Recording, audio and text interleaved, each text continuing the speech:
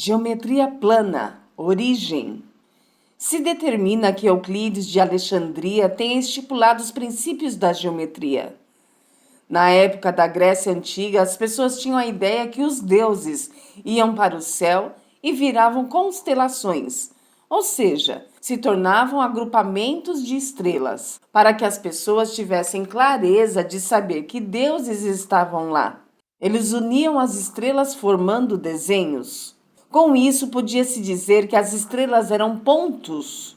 Ponto, Euclides definiu que ponto não podia ter partes, ou seja, o ponto não podia ser dividido. Assim, era necessário aceitar o ponto, sem provar o ponto, pois o ponto acabaria sendo um objeto sem volume, sem área e sem comprimento, um objeto de dimensão zero. Assim, o ponto foi definido como axioma. Axioma é algo que se acredita, mas não se prova. Ao olhar para o céu estrelado e ver estrelas próximas, elas se parecem com a formação de retas. E assim, a reta é a junção de infinitos pontos. E assim se via na imaginação dos gregos, os desenhos no céu estrelado. Quando o desenho se fechava, devido às retas ligarem aos pontos, até que não houvesse saída, esse desenho se chamaria de plano. Então, olhando para a visão do céu dos gregos, podemos imaginar o que Euclides definiu.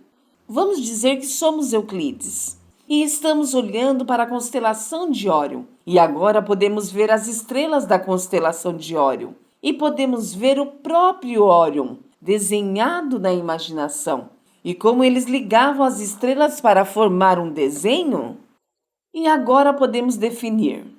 Numa reta, bem como fora dela, há infinitos pontos. Assim, quando olhamos o céu, podemos imaginar que possa existir infinitos pontos no céu e que pode existir infinitos pontos na linha que une dois pontos.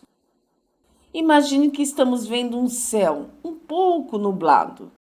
Então, o número de estrelas que vemos é menor que um dia não nublado.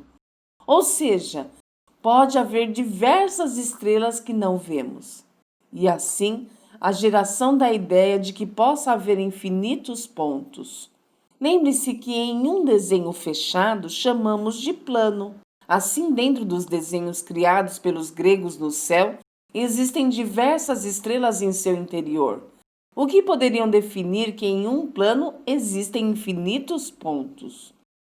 Para definir tais coisas, se convencionou para retas usar letras minúsculas, e para pontos, letras maiúsculas, e para planos usa-se letras gregas. Agora, olhando para o desenho de Órion, podemos definir algumas coisas que nos ajudam a entender a geometria.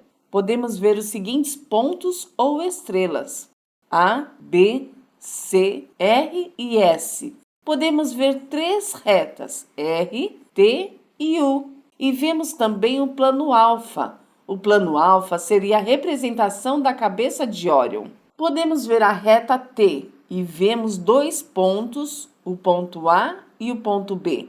Todos estão ligados à reta T.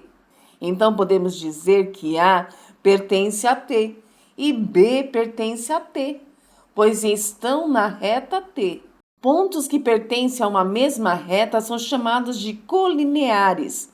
Então, A e B são colineares à reta T. E quando os pontos estão em lugares diferentes, eles são chamados de distintos.